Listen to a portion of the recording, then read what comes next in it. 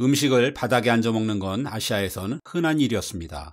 왼쪽의 중동부터 오른쪽의 일본까지 대부분의 나라가 그랬습니다. 예외라면 중국이죠. 중국도 원래는 바닥에서 생활했습니다. 그러다 4, 5세기 5, 16국 시대에 유목민인 선비족이 의자를 전했고 그 이후 식탁도 만들어졌습니다. 물론 지금은 세계가 서구화되면서 점점 더 많은 나라가 바닥이 아닌 식탁에서 밥을 먹습니다. 이젠 좌식 식당이 보기 힘들어진 우리나라만 봐도 알 수 있습니다.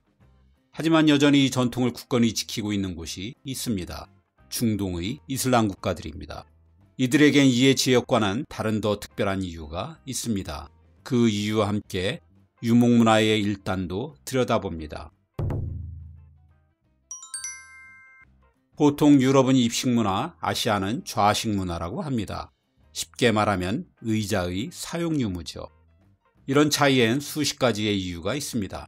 하지만 아무래도 기후 차이가 가장 크다고 봐야 할 것 같습니다. 유럽은 대부분 겨울이 길고 추웠습니다. 먼 과거엔 지금보다도 더했죠. 차갑고 축축한 바닥은 당연히 피하게 되었습니다. 바닥과 멀어지면 멀어질수록 따뜻했습니다. 바닥에서 멀리 떨어지는 가장 좋은 방법은 의자에 앉는 거죠. 반면 아시아의 많은 아열대 국가는 덥고 습했습니다. 오히려 바닥이 가까울수록 시원했습니다. 그러니 의자가 필요하지 않았죠. 음식을 먹는 것도 바닥이 당연히 시원하고 좋았습니다. 유럽 못지않게 추운 겨울을 가진 우리도 고려 시대까지는 의자에서 생활하는 입식문화였습니다. 그러다 온돌로 추위를 극복한 조선에 이르러 바닥에서 먹고 자는 문화로 변하게 된 것입니다. 덥고 비가 자주 내리고 습기가 많은 여름은 시원한 마루가 해결해 주었으니 좌식 생활이 1년 내내 계속될 수 있었죠. 기후 조건이 우리와 큰 차이 없는 일본은 다다미가 여름 습도와 겨울 추위를 막아주었기 때문에 좌식 생활이 가능했습니다. 아랍과 이란, 튀르키예가 망라된 중동 국가들이 바닥에 앉아 음식을 먹게 된 것도 이런 환경적인 이유가 우선이죠. 바로 사막 기후와 그에서 비롯된 유목 생활입니다. 건조한 사막 기후 지역 역시 아열대와 마찬가지로 조금이라도 시원하게 음식을 먹으려면 바닥만 한 데가 없었습니다. 식재료가 다양하지 않아 몇 가지 되지 않는 단출한 음식을 천막 바닥에 들어놓고 간단하게 먹으면 그만이었습니다. 사실 황량한 사막지대에서 의자와 식탁을 만들 나무를 구하는 게 쉬운 것도 아니었습니다. 천막 안은 여러 가구를 둘 만큼 공간이 여유롭지도 않았고요. 더구나 떠들이 생활을 해야 하는 유목민 특성상 이사할 때마다 무거운 가구들을 들고 다니는 건 조금도 실용적이지 않았죠. 가벼운 천 하나만 갖고 다니다가 식사 때만 꺼내 펼치는 게 가장 간편했습니다. 손님을 환대하는 유목문화도 중동이 바닥에서 음식을 먹게 된 한 요인입니다. 아랍의 베두인족을 포함 사막의 부족에겐 손님 접대가 암묵적인 의무나 다름없었습니다. 사막이라는 가혹한 조건에서 서로 의존하지 않고선 생존 자체가 불가능해서입니다. 사막에선 다른 사람을 만날 기회도 극히 적었습니다. 이 단순한 세계에선 즐길 거리도 마땅치 않았습니다. 가장 큰 즐거움이라곤 손님과 식사를 하며 오랜 시간 세상 돌아가는 이야기를 나누는 것입니다. 이럴 때 바닥에서 음식을 먹으면 자리 배치도 쉬웠고 테이블 크기나 의자 수에 제한을 받지 않아도 되니 갑작스럽게 닥친 많은 사람을 쉽게 수용할 수 있었습니다. 이런 문화가 진하게 남아 지금도 중동에서 식사는 음식 자체가 아닌 먹으며 친교를 나누는 사회적인 기능이 훨씬 강합니다. 그래서 귀한 손님일수록 식당이 아닌 집으로 초대하죠. 이 경우 보통 4시간 이상 바닥에 앉아 저녁 식사할 각오를 해야 합니다. 이런 전통으로 인해 아랍에서는 오랫동안 식당에서 밥을 먹으면 함께할 가족이나 친구가 없는 사람으로 인식되기도 했습니다. 어쨌든 중동에선 똑같이 바닥에 앉아 어깨를 부딪히며 음식을 나누면 모두가 평등해지고 유대감도 강해진다고 생각합니다. 하지만 이제 옛날의 유목민은 석유재벌이 되어 낙타 대신 페라리를 몰고 천막 대신 두바이와 도하의 초고층 리조트에서 삽니다. 그럼에도 최고급 카펫에 다스타르칸이라는 비닐 한 장 씌우거나 수프라라는 식탁포를 깔고 바닥에서 음식을 먹는 건 여전합니다. 전통을 이렇게 강하게 고수하는 건 문화나 역사적인 이유에서만은 아닙니다. 그보다 더 강한 것이 있습니다. 바로 종교입니다. 모두 알다시피 이슬람에서 가장 성스러운 경전은 코란입니다. 그 다음 권위를 인정받는 책이 하디스지요. 하디스는 이슬람의 창시자이자 마지막 선지자라고 불리는 무함마드의 언행을 기록한 책입니다. 그리고 이 책에 수록된 무함마드의 삶의 방식을 순나라고 합니다. 모든 무슬림들은 이 순나를 따라야 합니다. 무함마드가 삶의 모범이기 때문입니다. 이슬람이 아니더라도 우리 모두가 잘 아는 순나가 하나 있습니다. 메카를 향한 하루 5번의 기도입니다. 이는 코란에 나온 내용이 아닙니다. 하디스에 나오는 무함마드의 반복적인 가르침이죠. 그 지금까지 수많은 무슬림들이 무함마드의 순나를 따라 어디에 있든 하루 5번의 기도를 실천해 온 것입니다. 바닥에 앉아 음식을 먹는 것도 순나입니다. 하디스에 보면 나는 누워서 먹지 않는다, 나는 알라의 종처럼 바닥에 앉아서 먹는다라는 무함마드의 말이 기록되어 있습니다. 바닥에 앉는 건 알라에 대한 겸손함의 표시이며 일용할 양식에 대한 감사함의 표현이라는 것입니다. 대부분의 순나가 그렇듯 바닥이 아닌 식탁에 앉아 음식을 먹어도 죄가 되진 않습니다. 하지만 순나를 따랐을 때의 보상은 받을 수 없다고 합니다. 무함마드의 가르침에 순종하는 것, 즉 순나를 따르는 건 이슬람에서 천국에 이르는 길입니다. 이 정도면 값비싼 카펫으로 도배된 최고급 리조트에서도 충분히 지킬 만도 하죠. 하지만 이제 중동의 음식 문화도 서서히 변하고 있습니다. 보통 3대가 함께 살던 대가족은 해체되어 핵가족화가 진행 중입니다. 늘 집안을 떠들썩하게 하던 손님도 예전만 못합니다. 미디어와 여행을 통해 서구의 생활 환경이 익숙한 도시의 젊은 세대에게 이제 식탁은 일반적입니다. 어린 자녀가 있는 가족은 식사 중에 카펫이 더러워지는 걸 막기 위해서도 식탁을 선호합니다. 바닥에 앉아 먹도록 덩그러니 카펫만 깔려있던 아랍의 고급 식당들도 이젠 테이블을 놓은 곳이 흔합니다. 새로 짓는 아랍의 주택은 바닥에 앉아 먹을 손님용 공간과 가족이 평소 사용할 식탁용 공간을 따로 만드는 추세입니다. 세월이 변하는데 아무리 신앙이라 해도 따라 변하지 않을 도리가 없겠지요.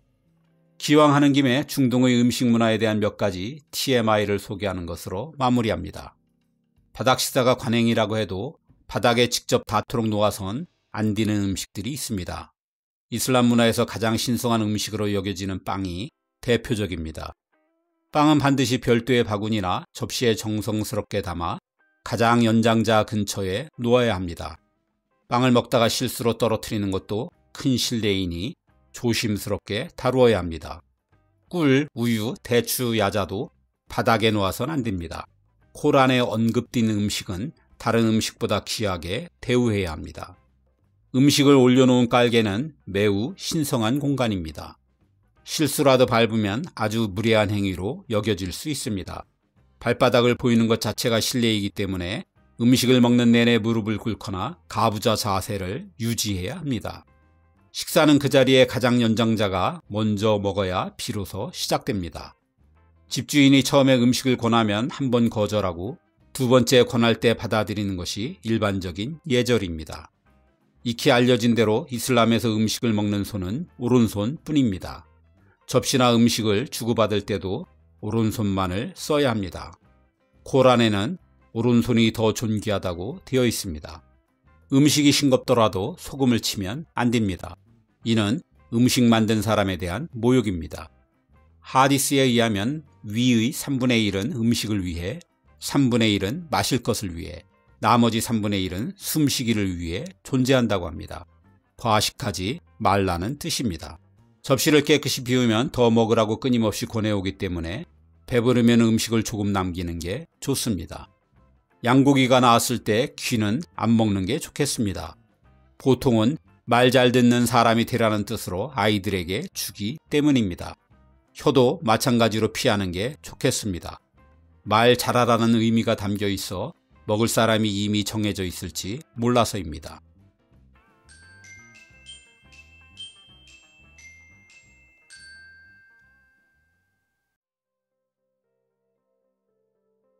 대한민국은 세계 프라이드 치킨의 수도라는 말이 있습니다. 맛에 대한 대단한 자부심이죠. 치맥을 생각하면 그럴만하다는 게 제 개인적인 생각입니다. 그런데 알고 보면 프라이드 치킨은 미국 흑인 노예들의 지옥 같은 삶 속에서 만들어졌습니다. 배경은 18세기의 미국 남부이고 그 중에서도 나중에 켄터키 프라이드 치킨으로 유명한 켄터키주가 원조로 가장 유력합니다. 당시 노예를 부리던 미국의 농장주들은 장작 오븐에 구운 닭 요리를 즐겼습니다. 그런데 이들은 가슴살 등의 몸통과 다리만 먹고 나머지는 버렸습니다. 날개나 닭발, 목 등은 뼈가 많아 포크와 나이프로 발라먹기 힘들어서입니다. 버려진 건 자연히 흑인 노예들 차지였습니다. 흑인들은 이 부위를 놓고 고민에 빠졌습니다. 굽자니 오븐이 없고 그냥 먹자니 뼈가 대부분이었기 때문입니다. 그래서 찾아낸 해결책이 닭을 튀기는 것입니다. 마침 기름에 튀기는 요리법은 스코틀랜드 이민자들에 의해 미국에 전파된 상태였습니다. 흑인 노예들은 이를 응용해 딥프라잉 방식을 개발했습니다. 딥프라잉은 오늘날의 닭튀김과 거의 비슷합니다. 기름을 아끼지 않고 펄펄 끓는 다량의 기름에 닭을 푹 담가 짧은 시간에 조리해내는 거죠. 이런 방법이 가능했던 건 켄터키에 돼지 기름이 넘쳐났기 때문입니다. 미국에서 켄터키주는 돼지고기의 고향이라고 불릴 정도로 양돈업의 중심지였습니다. 그래서 이 흔해 빠진 돼지 기름을 노예들도 쉽게 사용할 수 있었죠. 돼지 기름으로 오븐을 대신한 흑인들은 곧이어 살이 부족하다는 문제도 해결했습니다. 백인들이 먹다 남긴 닭고기에 밀가루 반죽을 입혀 튀겨낸 것이죠. 그리고 들판에 널린 허브를 뿌려 냄새까지 먹음직스럽게 만들었습니다. 이 덕에 흑인들은 고열량의 프라이드 치킨을 뼈까지도 먹을 수 있었습니다. 온종일 고딘 노동에 시달려야 했던 흑인 노예들에겐 이만한 에너지원도 없었죠. 노예 해방이 되어서도 흑인들이 키울 수 있는 가축은 닭뿐이었습니다. 소나 돼지를 키우고 싶어도 백인이 독점하고 있어서 사료를 조달할 수 없었습니다. 더구나 인종차별도 여전해서 레스토랑을 드나들 수도 없었습니다. 흑인들은 어딜 가든 도시락을 싸서 다녀야 했습니다. 이럴 때 치킨은 장시간 보관이 가능하고 간편하게 먹을 수도 있었습니다. 그야말로 프라이드 치킨은 흑인들의 애환을 함께하면서 점차 소울푸드가 되어갔습니다. 한편 백인들은 이 군침 도는 프라이드 치킨을 먹고 싶어도 먹을 수가 없었습니다. 흑인의 음식이라 눈치가 보였기 때문입니다. 그러다 20세기가 되어서야 백인 노동자들이 먼저 그 맛에 빠지게 되었고 켄터키에 살던 커넬 샌더스가 KFC라는 프랜차이즈를 열면서 미국 전역으로 순식간에 퍼지게 되었습니다. 그리고 우리가 아는 것처럼 프라이드 치킨은 전 세계인이 즐기는 음식이 되었죠. 수박도 흑인 노예와 떼려야 뗄 수 없는 관계입니다. 수박은 조롱과 비하의 상징으로 오랫동안 흑인들을 괴롭혀왔습니다. 오바마도 이런 인종차별에서 자유롭지 못했습니다. 대통령으로 재임하는 기간 내내 그를 비방하는 백인들은 오바마와 수박을 합성한 사진을 신문과 인터넷에 올렸습니다. 유럽 귀족들 사이에선 옛날부터 수박에 대한 인식이 좋은 편이 아니었습니다. 수박의 풍성한 과즙으로 손과 입은 물론 심지어 옷까지 엉망진창이 되기 때문입니다. 귀족 부인이 씨를 뱉어내는 것도 그리 우아한 일은 아니었습니다.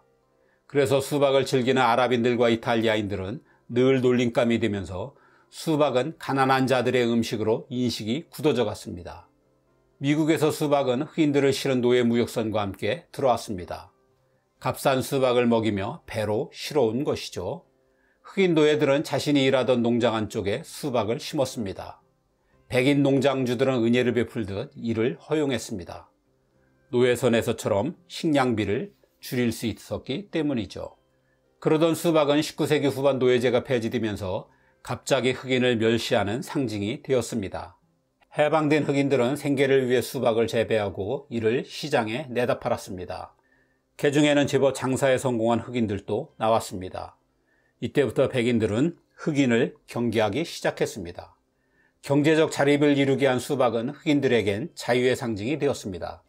반면 다수의 백인에게 수박은 흑인에 대한 지배력 상실을 확인함과 동시에 위협으로 비추어졌습니다. 백인들은 즉각 수박을 빈곤과 더러움 그리고 게으름의 상징으로 만들어 나갔습니다. 수박이 재배가 쉽고 수박을 먹으면 주변이 온통 지저분해진다는 걸 강조한 것이죠. 신문은 물론 그림 엽서와 애니메이션을 통해 끊임없이 이를 반복하면서 수박은 흑인에 대한 인종차별적 고정관념을 공고히 했습니다. 심지어 이때 유행한 말 중엔 임신한 흑인 여성은 씨를 품은 수박과 같다라는 표현도 있었습니다. 그럼에도 수박은 이제 미국인들이 가장 많이 찾는 과일이 되었습니다. 가난한 자들의 음식이라고 기피하던 유럽에서도 점점 더 더워지는 요즘 수박 없는 여름은 상상하기 어렵습니다. 한편 바비큐도 흑인 노예들이 만든 음식으로 많이 알려져 있지만 이는 사실과 다릅니다. 백인들이 먹다 남긴 고기를 조리시설이 없는 흑인들이 밖에서 장작불로 구워 먹은 게 바비큐로 발전했다는 것이죠. 하지만 바비큐는 방목으로 인한 질긴 고기를 부드럽게 하기 위한 조리법으로 이미 미국 남부 백인 사이에 널리 퍼져 있었습니다. 다만 바비큐는 손이 많이 가기 때문에 요리를 담당한 것은 주로 흑인 노예들이었습니다. 오늘날 피자만큼 세계적인 사랑을 받는 음식도 드물 것입니다. 하지만 그 출발은 역시 빈자들의 음식이었습니다. 태생지 자체도 식당이 아니라 이탈리아 나폴리의 길거리였습니다. 로마 때부터 이탈리아엔 납작한 빵 위에 여러 음식을 올려놓고 먹는 전통이 있었습니다. 피자의 원형이죠. 이를 바탕으로 나폴리에선 밀가루 빵 위에 돼지 기름과 마늘, 소금을 올린 단출한 피자를 만들어냈습니다. 집에 화덕이 없던 나폴리 어부들은 아침에 항구에 나와 길에 선 채로 이 피자를 먹고 배에 오르곤 했습니다. 그래서 나폴리 최초의 피자는 뱃사람의 피자라는 뜻으로 마리나라라고 불렸습니다. 18세기 초반이죠. 가난한 나폴리 어부들은 한 판을 다 살 여유가 없어 한두 조각으로 허기를 때우기도 했습니다. 어부들이 쉽게 사 먹을 수 있도록 미리 잘라놓은 게 지금의 8조각으로 나뉜 피자의 원형이죠. 그마저도 피자를 살 수 없는 어부들에겐 외상을 주었습니다. 대개 일주일 뒤에 갚는다 하여 나폴리 어부들은 마리나라 피자를 8일이라고 부르기도 했습니다. 하지만 나폴리 피자는 당시의 요리책에 소개도 안 될 정도로 음식 취급을 받지 못했습니다. 피노키오를 쓴 이탈리아 작가인 카를로 콜로디는 아예 노점상에 어울리는 오물덩어리라고 했습니다. 이렇듯 쓰레기 대접받던 피자가 파스타와 함께 이탈리아의 국민 음식이 된 것은 마리게리타 왕비의 덕이 컸습니다. 1889년 나폴리를 방문한 이탈리아 왕국의 왕비가 한 장인이 만든 피자를 먹고 그 맛을 극찬했던 거죠. 빨간 토마토, 흰 모짜렐라 치즈, 녹색의 바질로 토핑해 이탈리아 국기의 삼색을 나타냈는데 이게 그 유명한 마리게리타 피자입니다. 이후 피자는 이탈리아 이민자들에 의해 미국에도 소개되었습니다. 2차 대전 당시 본토 피자 맛을 봤던 이탈리아 주둔 군인들과 피자 광이었던 이탈리아계 여배우 소피아 로렌, 전설적인 야구선수 조 디마지오 등에 의해 더 널리 알려지면서 피자는 미국에서도 큰 사랑을 받았습니다. 그리고 지금은 평양에도 피자점이 생길 정도로 명실상부한 세계 모든 사람의 음식이 되었습니다. 빈자의 음식이라면 영국의 피시앤칩스를 빼놓을 수 없습니다. 딱 봐도 차마 요리라 해도 되나 싶을 정도로 참 빈곤해 보입니다. 흰살 생선 튀김에 감자튀김을 곁들인 게 전부니까요. 거듭 말하지만 산업혁명기에 살았던 일반인들의 삶은 영국 역사를 통틀어서도 무척 고되었습니다. 산업혁명의 덕을 봐 윤택한 삶을 살았던 이는 100년이나 지나 태어난 사람들이었습니다. 오죽하면 카를 마르크스는 19세기의 영국 노동자들을 고대 노예와 다를 바 없는 임금 노예들이라고 불렀습니다. 이들은 허구한 날 삶은 감자를 으깨 넣은 멀건 밀가루죽으로 하루 16시간의 노동을 견뎌야 했습니다. 이런 현실에 두툼한 밀가루를 입힌 생선튀김과 감자튀김 요리의 등장은 마치 하늘의 구원처럼 느껴졌을 것입니다. 거리에 서서 먹을 수 있으니 시간도 아낄 수 있었고 미국 흑인 노예들의 프라이드 치킨처럼 돼지 기름으로 튀겨냈으니 열량도 만땅이었습니다. 더구나 마침 증기기관의 발명으로 증기선과 증기기차가 신선한 생선을 대량으로 공급해준 덕에 값도 쌌습니다. 그래서 1984의 작가인 조지 오웰은 영국에서 프랑스 혁명 같은 대혁명이 일어나지 않은 것은 피시앤칩스 덕분이라는 말을 남겼는데 충분히 일리가 있습니다. 1860년대 런던의 방직공장 지대에서 시작된 피시앤칩스 열풍은 40여 년이 지난 1900년엔 영국 전역으로 퍼져 피시앤칩스 음식점이 3만 개 이상이 되었습니다. 그리고 태양이 지지 않는 제국을 건설하면서 빈자들의 보잘것없는 음식이던 피시앤칩스는 순식간에 세계에서 가장 유명한 음식 중 하나가 되었습니다. 뭐니 해도 랍스터만큼 신분이 확 뒤바뀐 음식은 없을 것입니다. 요즘 시대엔 믿기 어렵겠지만 랍스터는 하인들과 심지어는 죄수들에게나 먹이던 싸구려 중에 싸구려 음식이었습니다. 17세기 초면 한창 영국에서 미국으로 이민자들이 쏟아져 들어오던 시기였습니다. 매사추세츠주의 농장 하인들이 전면 파업에 나섰습니다. 빵 대신 랍스터를 준 게 그 원인이었습니다. 주 정부의 중재하에 농장주와 하인 사이에 새로운 계약을 맺었습니다. 그 주 내용은 일주일에 3번 이상은 랍스터를 식탁에 올리지 않는다였습니다. 영국은 17세기 후반부터 죄수들을 미국으로 유배 보냈습니다. 미국이 독립하고 나서는 호주로 보냈고요. 아무튼 이들이 강제 노동이 식민지 개척에 한몫을 했죠. 100여 년간 약 6만 명이나 되었는데 이들의 식사 역시 허구한 날 랍스터였습니다. 당시 미국의 동부 해안가는 랍스터 천지였습니다. 그냥 죽기만 하면 순식간에 수백 명분의 식량을 마련할 수 있었죠. 얼마나 흔했던지 아메리카 원주민들은 이걸 밭의 비료로 사용했고 캐나다 동부의 뉴펀들랜드에선 20세기 중반까지도 랍스터를 돼지 사료로 썼습니다. 처음 미국에 온 정착민들도 해안가에 벌레처럼 쌓인 랍스터를 버그라고 부르며 거들떠보지도 않았습니다. 랍스터가 이처럼 천덕꾸러기 취급을 받은 건 한마디로 맛이 없었기 때문입니다. 요즘 같은 조리법을 몰라서 그냥 물에 푹 삶아줬으니 맛이 날 리가 없었던 거죠. 이러던 랍스터는 19세기 후반에 통조림의 개발과 철도 부설로 내륙 지방에서 불티나게 팔리면서 점차 귀하신 몸이 되어갔습니다. 그리고 지금은 가난한 자들이 감히 쳐다보기도 힘들 만큼 부를 상징하는 음식으로 격상되었습니다.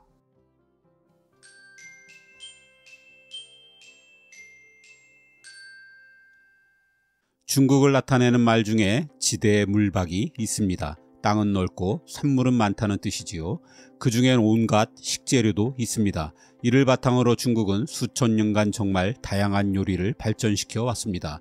중국인들이 가장 좋아하는 돼지고기 요리만 해도 1500종이 넘습니다. 그중 송나라 시인 소동파가 만들었다는 동파육과 모택동이 즐겼다는 홍소육이 유명하지요.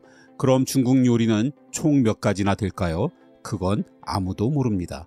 누군 8,000가지라고 하고 누군 10만 가지는 될 거라고 합니다. 식재료와 조리 방법에 따라 수많은 변형이 가능하니 사실 이를 세는 것은 애초부터 불가능할 것입니다.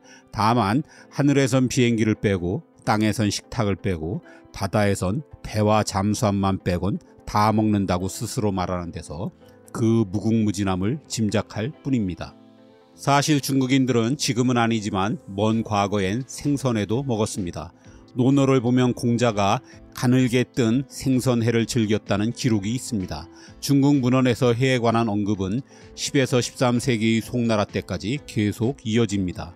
그 기록이 갑자기 그치는데 중국인들이 생선회를 안 먹게 된 건 내륙의 유목민인 몽골 지배의 영향 때문으로 보입니다. 어쨌든 중국에는 요리 종류도 많고 볶고, 굽고, 삶고, 찌고, 끓이고, 데치고 등 조리법도 다양해 40여 종이 넘습니다. 하지만 그 중에서도 압도적인 건 역시 기름에 볶는 방법입니다. 우리가 흔히 먹는 한국식 중화요리인 짜장면이나 짬뽕, 탕수육도 기본은 기름입니다. 중국에서 먹는 중국 요리도 마찬가지여서 음식을 다 먹고 나면 10중 8구는 그릇바닥에 기름이 흥건히 고인 걸 보게 됩니다. 한 조사에 의하면 중국 요리의 80%가 기름에 볶거나 튀기는 조리법을 사용합니다. 공자가 먹었던 생선회도 지금은 튀겨 나오는 게 대부분이죠. 신선한 야채 역시 절대 날로 먹지 않고 일단 기름에 볶아봅니다. 물론 중국인들은 기름에 볶는 게 아니라 야채는 기름에 살짝 데친다고 말합니다. 중국에선 어쩌다가 이렇게 기름진 음식이 발달하고 좋아하게 된 것일까요? 그 첫 번째이자 가장 중요한 이유는 수질 문제입니다. 중국의 물은 대부분 석회 성분이 많은 데다 무엇보다 누런 진흙이 잔뜩 섞여 있습니다. 아무리 오래 흙성분을 가라앉히고 끓여봐야 물에서 나는 흙내를 완벽히 지울 수는 없습니다. 그래서 발전한 게 차문화입니다. 향이 강한 찻잎이 중국물 특유의 흙내를 제거해 주는 거죠. 이 물로 요리를 하면 어떻게 될까요? 역시 마찬가지로 음식에서 역겨운 냄새가 나는 것은 물론 여러 미생물로 인해 음식의 부패도 쉽게 진행됩니다. 그래서 중국에서는 오래전부터 최대한 물을 적게 쓰는 조리법을 발전시켜 왔습니다. 그 중에 하나가 찜 요리입니다. 간단히는 증기를 이용해 쪄내는 만두를 생각하면 될 것 같네요. 지금도 찜은 볶음 다음에 비중을 차지하는 중국의 조리법입니다. 중국 요리에 자주 사용하는 육수도 좋지 않은 물 때문에 만들어졌습니다. 물론 육수는 음식의 맛을 더하기 위한 용도입니다. 하지만 중국에선 물에서 나는 흙내를 없애기 위해 파와 생강, 고기나 뼈 등을 넣고 끓인 게 그 시작입니다. 그렇다고 찜과 육수로 그 모든 음식을 다 만들 수는 없습니다. 중국인들은 다른 해결책을 찾아내야 했습니다. 그게 바로 물 대신 기름을 사용하는 것입니다. 야채든 고기든 생선이든 아주 높은 온도의 기름은 표면에 붙은 흙이나 모래, 석회 등 그 어떤 이물질도 분리시켜 줍니다. 흙냄새 같은 잡내가 일거에 해결되는 거죠. 물론 지금이야 수도의 보급으로 물에서 흙냄새가 거의 나지 않지만 식용기름을 이용한 음식은 이미 중국인들의 입맛을 확고하게 길들여 놓았습니다. 두 번째는 기후 및 환경 문제입니다. 중국의 문명은 지금의 서안 부근에 있는 황토지대에서 시작되었다는 게 가장 유력한 설입니다. 황토의 태적으로 농사엔 최적이지만 대신 무척 건조한 곳이죠. 때문에 이런 곳에서 살려면 몸에 기름기가 많아야 합니다. 애초부터 기름기가 많은 음식이 필요한 환경이란 얘기입니다. 중국은 송나라 후 원, 명, 청을 거치며 약 800년간 3, 4차 한랭기를 맞았습니다. 이는 중국 북부의 나무 식생에 악영향을 끼쳤고 장기적으로는 전국적인 땔감의 부족을 가져왔습니다. 난방도 못할 판이니 요리는 말할 것도 없었습니다. 굽고 찌는 것은 많은 연료가 필요했습니다. 하지만 기름은 가열 시간이 상대적으로 훨씬 짧아도 많은 요리를 해낼 수 있었습니다. 이렇듯 수백 년간 볶음은 가장 경제적인 요리였습니다. 세 번째는 오랜 농경문화 때문입니다. 농경사회에선 부지런한 게 최고의 미덕입니다. 노동시간이 길면 길수록 생산량도 덩달아 늘어났습니다. 그러니 음식을 만들고 먹는 시간도 최대한 줄이는 게 당연히 유리했습니다. 이거라면 식용유가 최고였습니다. 센 불에 식용유로 볶거나 튀기면 2, 3분 만에 요리 하나씩 뚝딱 만들 수 있었습니다. 게다가 찌거나 구운 요리에 비해 볶은 요리는 보관 기간도 더 길었고 남은 음식도 기름에 다시 볶으면 또 맛있게 먹을 수 있었습니다. 기름은 힘든 육체의 노동을 견디게 해줄 칼로리까지 높았으니 늘 시간에 쫓기는 농민으로선 마다할 이유가 조금도 없었습니다. 네 번째는 오래전부터 식용유가 발달한 덕입니다. 기름에 볶거나 튀기는 요리가 발전하려면 식용유가 싸고 흔해야 한다는 게 전제 조건입니다. 식용유는 크게 식물성 기름과 동물성 기름으로 나뉩니다. 다른 나라들처럼 중국 역시 아주 오래전부터 동물성 기름을 사용해 왔습니다. 하지만 동물성 기름은 대중화되기엔 구하기도 힘들고 값이 비쌌죠. 그러다가 식물 열매에 기름이 들어있다는 사실을 알게 된 기원 전후 무렵의 한나라 시대에 처음 식물성 기름이 등장했습니다. 이때 콩기름과 유채기름, 참기름 등 이미 다채로운 식물성 기름이 개발되었는데 그중 가장 많이 사용된 건 깨에서 짜낸 참기름이었습니다. 뭐니뭐니 해도 볶는 요리가 대중화된 건 땅콩기름 덕입니다. 4세기 동진시대에 전래된 땅콩은 중국 전역으로 퍼지다가 10세기경의 송나라 시대에 이르러선 일반 백성들도 쉽게 먹을 수 있을 정도로 흔한 기름이 되었습니다. 더구나 땅콩기름은 100도 이상 넘어가면 증발해버리는 물과 달리 300도 이상이 되어도 타지 않기 때문에 볶음 요리엔 정말 최적의 식용유였습니다. 여기에 중국 특유의 프라이팬인 웍의 대중화까지 이루어져 송나라 이후 기름에 볶거나 튀긴 요리는 지금까지도 줄곧 중국 요리를 상징하고 있습니다. 웍은 마치 가마솥 같아서 온도를 빨리 높은 온도에 오르게 하고 열의 전달을 고르게 하지요. 마지막으로는 맛있기 때문입니다. 아무리 식용유가 물의 흙냄새도 없애고 시간도 벌어주는 등의 여러 장점이 있다 하더라도 맛이 없었다면 중국인들은 분명 다른 대체 수단을 찾았을 것입니다. 강한 불의 식재료를 재빨리 볶아내면 영양소를 거의 파괴하지 않고 재료 본연의 맛을 고스란히 살릴 수 있다고 합니다. 야채라면 마치 보호필름을 붙이듯 기름으로 살짝 코팅해 놓은 효과를 본다는 것입니다. 여기에 중국인들이 지금도 가장 많이 사용하는 땅콩 기름 외에도 파기름, 고추 기름에서 보듯 중국에서 기름은 단순히 음식을 익히는 게 아니라 맛의 풍미를 극적으로 높여주는 조미료의 역할까지 합니다. 어쨌든 지금도 중국인들의 식용유 사랑은 아무도 못 말립니다. 3년 전 모두 철수했지만 한때 롯데마트가 중국의 대도시마다 진출한 적이 있었습니다. 가장 많이 팔린 상품이 무엇이었을까요? 그건 식용유였습니다. 여전히 중국 마트에 가면 우리 캔 맥주 엮듯 식용유 4개에서 6개를 한 묶음으로 파는 걸 자주 볼 수 있습니다. 심지어 식용유는 핸드폰 살 때 5리터짜리를 경품으로 끼워주기도 합니다. 그래서 중국인들 사이에선 휘발유 값이 오르는 건 참아도 식용유 값이 오르는 건 참을 수 없다는 얘기도 있습니다. 일찌감치 생선회도 즐기셨던 공자는 음식을 안 먹는 사람은 없지만 진정 맛을 아는 사람은 드물다고 하였습니다. 하지만 공자가 지금 이 시대의 부활의 웍으로 만들어내는 튀김과 볶음 요리를 모든 중국인들이 즐기는 모습을 보면 어떤 생각을 하게 될까요? 센 불에 지글지글 끓어오르는 기름에 넣기만 하면 심지어 신발도 맛있어지는 마법이 일어나니 말입니다.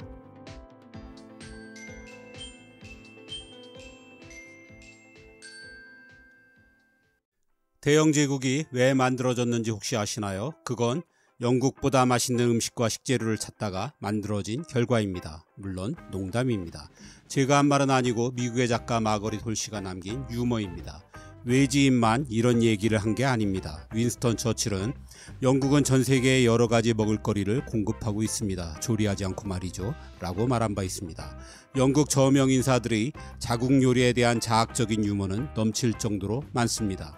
심지어 영국인이 만들면 맥도널드 햄버거도 맛없다고 흔히 말합니다. 조리법이 똑같은 패스트푸드조차 이럴 정도로 영국 음식에 대한 악평은 어제 오늘의 일이 아닙니다. 혹 영국 출신의 고든 램지나 제이미 올리버 같은 세계적인 유명 셰프의 이름을 들며 그럴 리가 있나라고 하실지 모릅니다. 하지만 고든 램지는 프랑스 요리를, 제이미 올리버는 이탈리아 요리 전문가이지 영국 음식을 만드는 사람들이 아닙니다. 대체로 국가가 강대해지면 요리도 따라 발전하게 마련입니다. 먹고 사는 게 풍족해지면 그 다음 단계는 맛있는 걸 찾는 게 일반적이지요.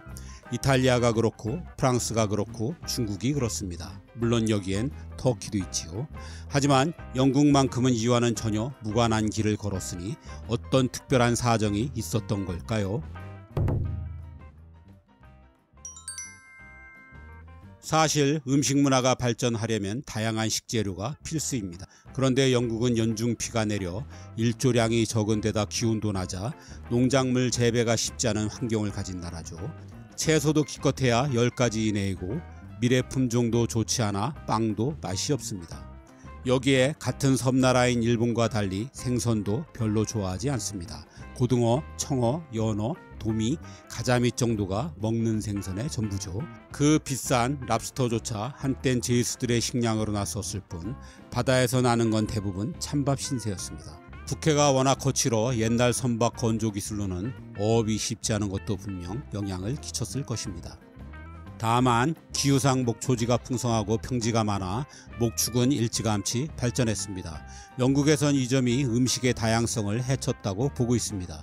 음식이 발전하려면 프랑스처럼 왕가나 귀족들이 먼저 미식을 즐겨야 하는데 영국 귀족들은 풍성한 소고기를 먹는데 만족하고 말았다는 거죠. 고기가 흔하다 보니 몸통 부위만 먹을 뿐 내장이나 고기뼈 등을 이용한 음식도 발전하지 못했습니다.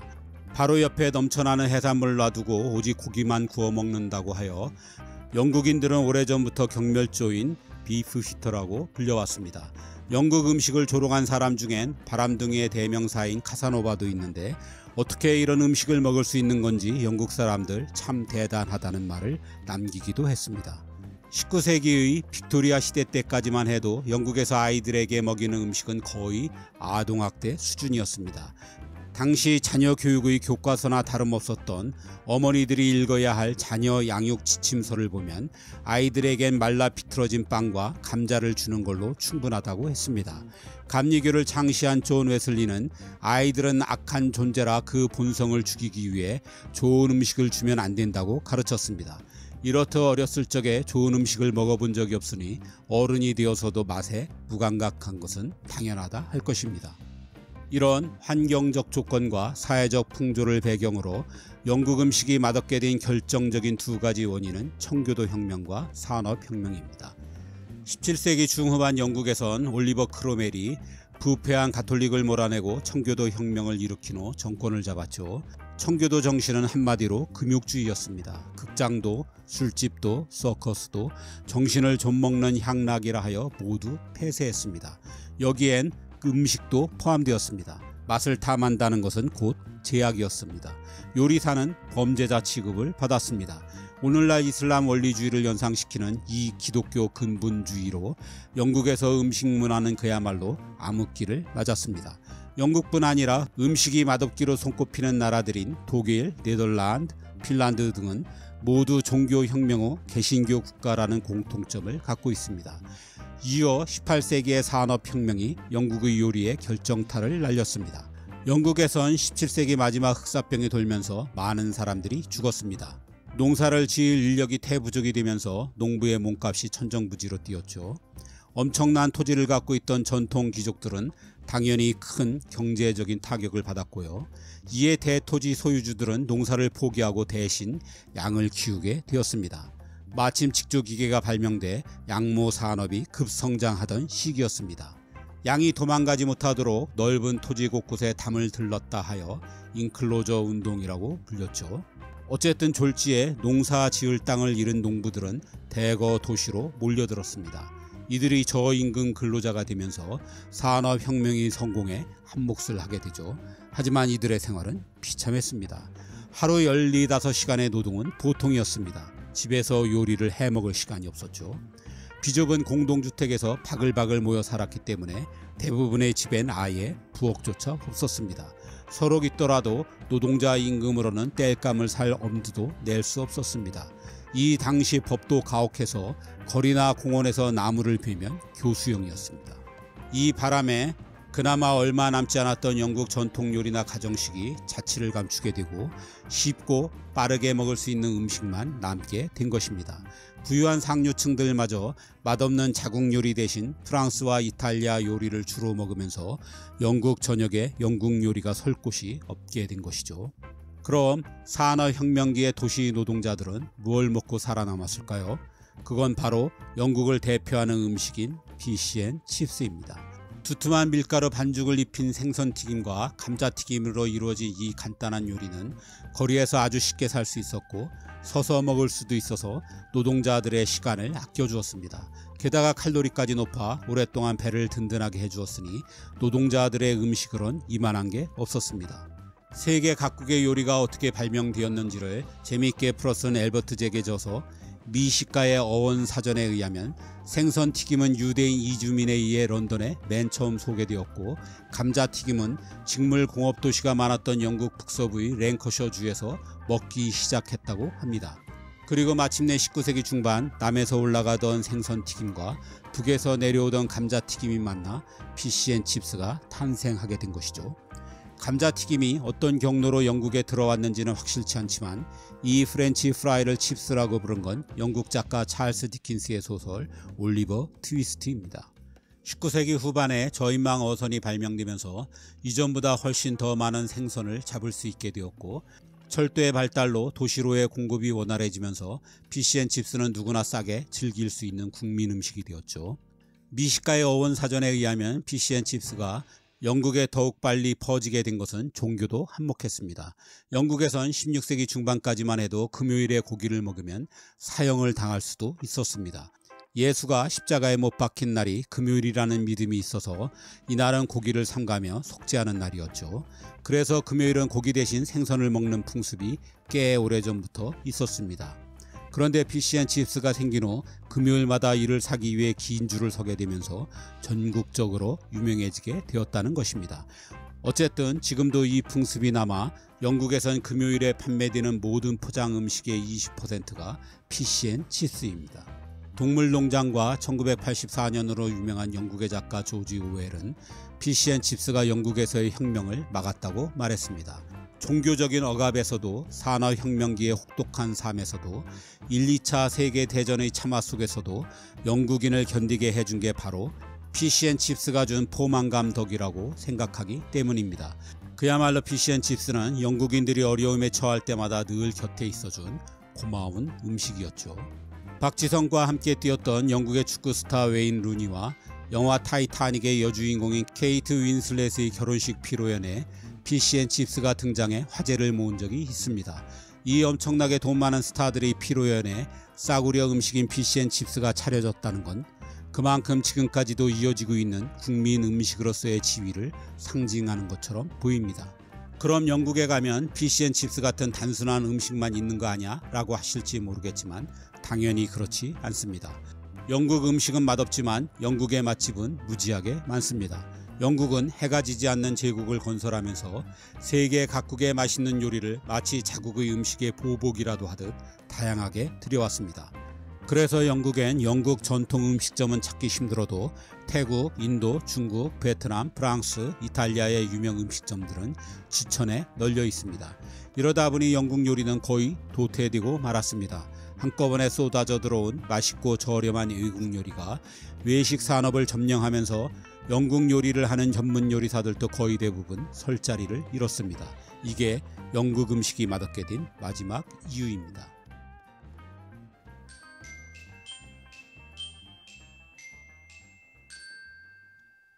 싱가포르는 세계에서 외식을 가장 많이 하는 나라입니다. 중국 포함 중국의 영향을 많이 받은 동남아 나라들이 대부분 그렇지만 그중 싱가포르는 압도적입니다. 글로벌 시장조사 업체 닐슨에 따르면 싱가포르인들은 4명 중 1명이 매일, 3명 중 1명은 일주일에 7번 이상 외식을 합니다. 반면 매일 집에서 해먹는 사람은 겨우 22% 뿐입니다. 그래서 아예 부엌을 없앤 집이 있는가 하면 부엌이 너무 작아 집을 빌릴 때 요리 금지라는 조건이 붙기도 합니다.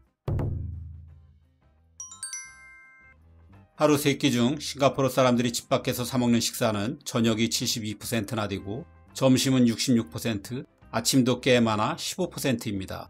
주말도 마찬가지라 싱가포르에선 정말 많은 사람이 특별한 날 아니면 거의 집밥을 해먹지 않습니다. 사정이 이러니 560만 명 인구의 식당이 2만 8천 개나 됩니다. 200명당 하나꼴이죠. 우리가 2021년 기준으로 120명당 하나꼴로 좀 더 많으나 싱가포르도 상당하죠. 이렇게 된 데는 여러 이유가 있으나 그 기원은 영국 식민지 시절입니다. 싱가포르 역사에서 아주 중요한 소위 래플스 시대 이야기입니다. 싱가포르는 1819년 영국 동인도 회사의 관리인 스탠포드 래플스가 이 작은 섬에 무역항을 만들면서 역사가 시작되었습니다. 관세를 최소화한 자유무역항이 들어선 덕에 이 보잘것없던 어촌은 중국, 말레이시아, 인도, 아랍 등 전 세계에서 몰려온 부두 노동자들로 바글바글했습니다. 바야흐로 이주의 시대였고 싱가포르 특유의 다문화 사회가 이렇게 만들어졌습니다. 초기엔 부두에서 짐을 옮기는 험한 일이 대부분이다 보니 8대1 비율로 남성이 압도적으로 많았습니다. 이들은 너무 가난해 요리를 해먹을 부엌이 있는 집에서 지낼 형편이 아니었습니다. 있더라도 일이 너무 고돼 집에서 음식을 만들 기운도 없었습니다. 이들을 위한 음식 가판이 부두 여기저기에 서기 시작했습니다. 위생 욕망이었지만 부두 노동자들에겐 선택의 여지가 없었고 가격도 저렴해 대부분이 이 음식 가판대에서 끼니를 때웠습니다. 이게 오늘날까지 이어져 외식이 하나의 사회문화가 된 것입니다. 싱가포르는 비좁은 도시국가라 식재료 대부분을 수입해 써야 합니다. 그래서 가격도 비싸고 무엇보다 신선도가 떨어집니다. 여기에 1년 내내 더운 나라라 해놓은 음식은 금방 상합니다. 비좁은 주방에서 재료 썰고 튀기고 찌고 삶고 설거지하는 일 자체가 고역이죠. 이런 상황에 집에서 요리해 먹는 것보단 밖에서 외식하는 게 여러모로 경제적이고 효율적입니다. 싱가포르는 1인당 GDP가 8만 달러가 넘는 나라입니다. 당연히 인건비도 셉니다. 그런데 음식값은 무척 쌉니다. 한 끼에 수십만 원 하는 고급 레스토랑을 말하는 게 아닙니다.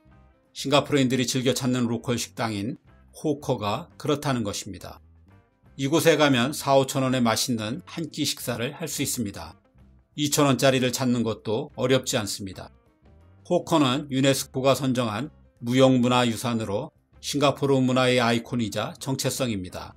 래플스 시대에 부두 노동자들이 끼니를 해결하던 음식 가판대가 바로 호커죠.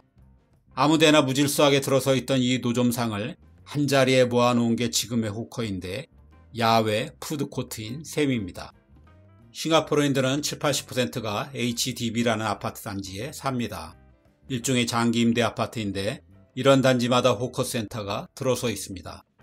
도심지 직장 근처와 지하철역 부근의 쇼핑센터에도 어김없이 실내 푸드코트가 있어 싱가포르인들은 어디서든 집보다 저렴하게 식사를 해결할 수 있습니다. 이런 호커가 120개 정도가 있고 싱가포르인의 80%가 일주일에 한 번 이상 이곳에서 외식합니다.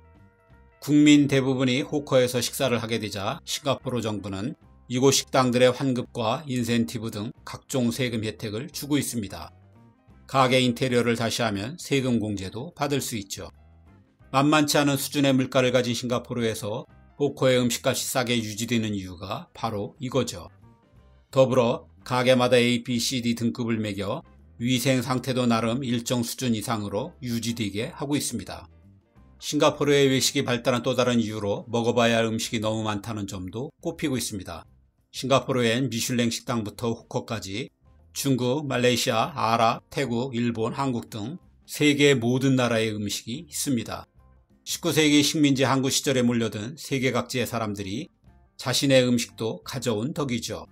그래서 오래전부터 싱가포르는 새로운 음식에 개방적이게 됐고 다양한 음식 문화가 충돌하면서 지금의 싱가포르엔 적어도 1000개의 메뉴가 있다고 합니다. 먹는 게 국가적 취미인 나라에서 이 음식들을 모두 맛보려면 시간을 아껴야 하고 더구나 저렴하게 먹을 수 있으니 집에서 요리할 이유가 없다는 것입니다.